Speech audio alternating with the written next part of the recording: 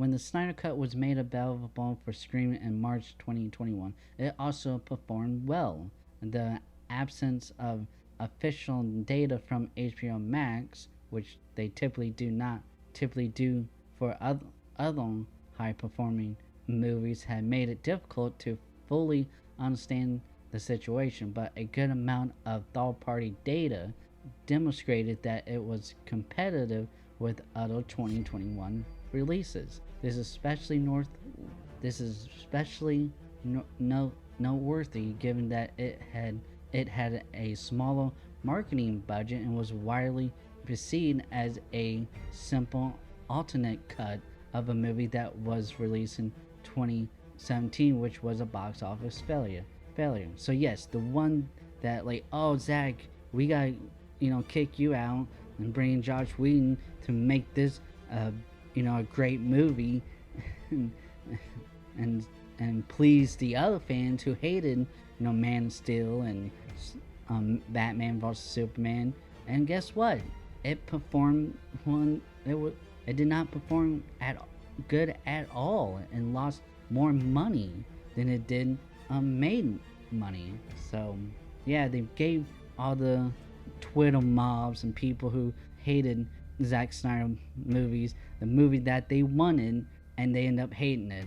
Kind of like the Batman, kind of similar situation. Although the Batman did even better than what the Josh Whedon's Justice League. And also this line about the alternative, where was that? Or that it was just an alternative cut of a movie from 2017. Yeah, a lot of people actually was just talking to a coworker who didn't know that there was a difference between the Justice League that was released in 2017 and the Zack Snyder Justice League. So I do think that a lot of that was kind of hurt the viewership and for Zack Snyder Justice League, because a lot of people thought like, well, this is just a slightly longer movie. Why would I want to watch the exact same thing that's 4 hours? And it literally night and days the cuts are. Attack on the Snyder Cut, such as claims that bots boosted the campaign, are ultimately a little odd. The movie was released and it was a vast improvement. Many fellow filmmakers and comic creators joined fans in showing support for Zack Snyder and was even influenced by his films. Even the MCU's Avengers Infinity War and Endgame director Joe and Anthony Russo supports Snyder's cut, saying, "See the Snyder Cut. That's the definitive cut. You don't need to see anything else." Zack Snyder Justice League's Rotten Tomatoes score is a fresh 71% and a massive 94% for audience score. While Rotten Tomatoes shouldn't be the metric studios use to measure a movie success, considering the website has been accused multiple times of favoring Disney properties, especially Marvel and Pixar, IMDb created a separate entry for Batman vs Superman Ultimate Cut, which was also a vast improvement over the theater cut. Yeah, that's the thing. A lot of people who didn't understand about the Snyder Cut campaign and stuff, and released the Snyder Cut, that we already seen Warner Bros starting to mess up Zack Snyder stuff. It was just this Ultimate Cut was only at like 30 minutes longer, and there was some scenes that was in different sequences and stuff, but to me, I think it fixed a lot of the people's problems with the movie. And to me, and many movie critics said after the Ultimate Cut came out, said that if they released that in theaters, it would have made $1 billion. And of course, we got the Suicide Squad, David Ayer's cut. So hashtag release the haircut, because everything we've seen with him is much better than what we got. While the Snyder Cut is only now becoming available digitally, when it was released on home media in 2021, it quickly shot to the top of Amazon's best-selling movie and TV lists in multiple formats, owning the titles of superseller after selling 5 times as many copies as The Hitman's Wife's Bodyguard, the film that came in second. It's tough to measure home media sales data over long periods, so it's unclear how well it performed overall, but its launch week made a big impression. This is similar to the home media release of Batman vs. Superman Ultimate Cut. It was also one of the best selling movies on home media for that year. And that's the thing, like actually Man of Steel was kind of like that. It was, the best selling DVD, Blu-ray, whatever. You know, best selling. It was also, the best selling movie on DVD and stuff that year. And a lot of Zack Snyder stuff is like that. Like, I'm not quite sure why. I mean, I think a lot of it is due to movie critics, like the ones from Rotten Tomato, who's getting paid by Disney and other people, other studios. And by the way, Rotten Tomatoes, last time I checked, the company that owns Rotten Tomatoes is owned by Disney. I mean, I think there's a couple other in the line, like the company that owns that company that owns Rotten Tomato is owned by Disney, but overall, Disney is at the top of the ownership. And of course, the MCU fans who got so, like, for some reason in their heads that if it's not like the Avengers and made $1 billion, then it's not good, and for some reason that stuck around even to this day. The demand for more of Ben Affleck's Batman, Henry Cavill's Superman, Gal Gadot's Wonder Woman, and Jason Momoa's Aquaman is such a simple answer to the recent announcement of a 10-year plan for DC films by David Zaslav. Snyder's versions of the characters are highly popular even outside of films he directed. The success of the Snyder Cut on HBO Max, Blu-ray, and now on its belated digital release is proof of a passionate, financially viable audience. Although WB originally undermined Snyder plans for more than 5 years, it is clear that the SnyderVerse still has a large dedicated following. The popularity and commercial success of Zack Snyder's Justice League means that the SnyderVerse will continue to be the best solution to DCEU.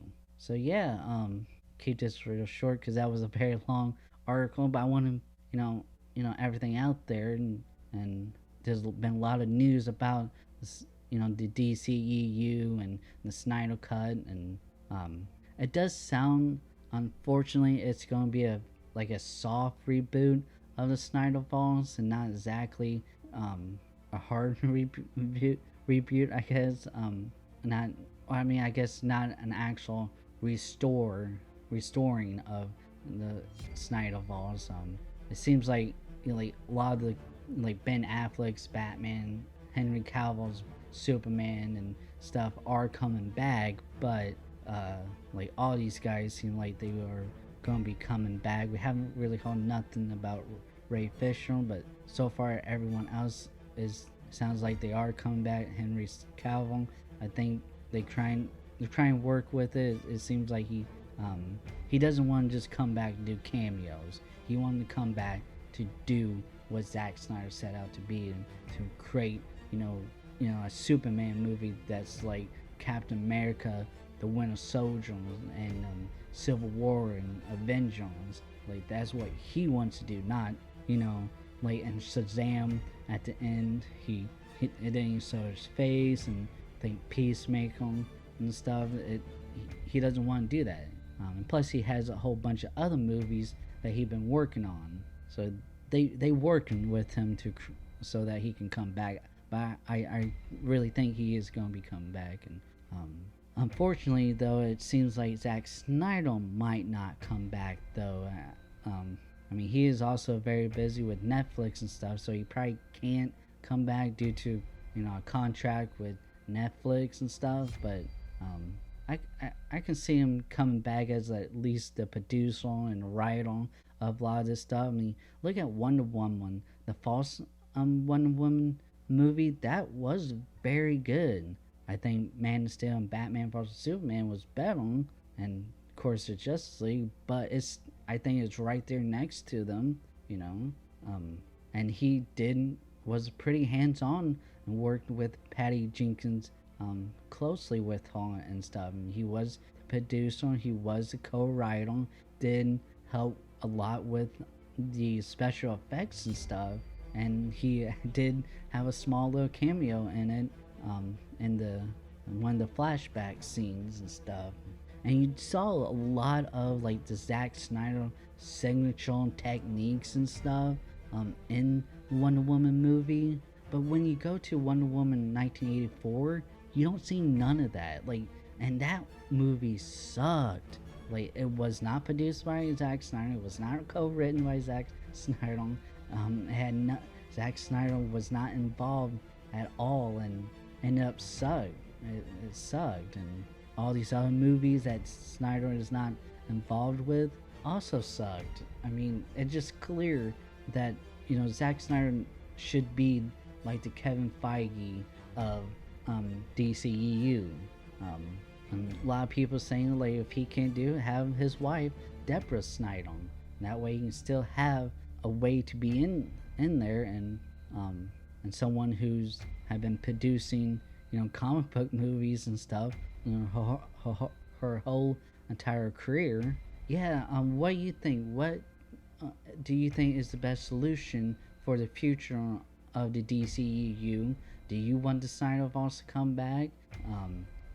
Do you think Zack Snyder is coming back too? And what do you think?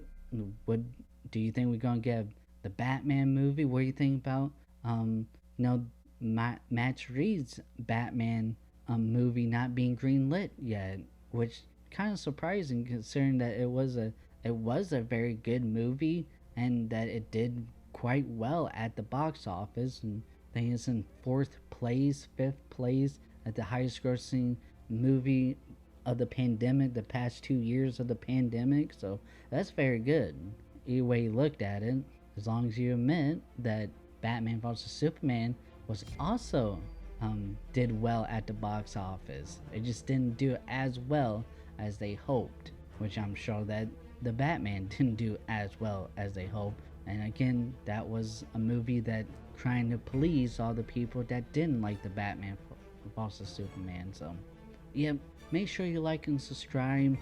Check out the links in the description. There's really cool stuff. Like I said, there's a link to this website, Geeking Around Network, where you can read this article and other articles as well, and there's videos on there. Also, you can check out my Star Wars comic, Kira, a Star Wars story, on Webtoons, and I will be next month I have a sequel to it, which will be just a short story, and then hopefully we make a comic out of that too. And I actually got my own Batman story idea that I'm kind of been messing around with, so that would be also a short story, and we might make it into a comic book. And also there's the Geeking Around merchandise, like t-shirts and stuff at the Teespring website. So yeah, check out those links in the description. Make sure you like and subscribe, and I see you next time. Bye.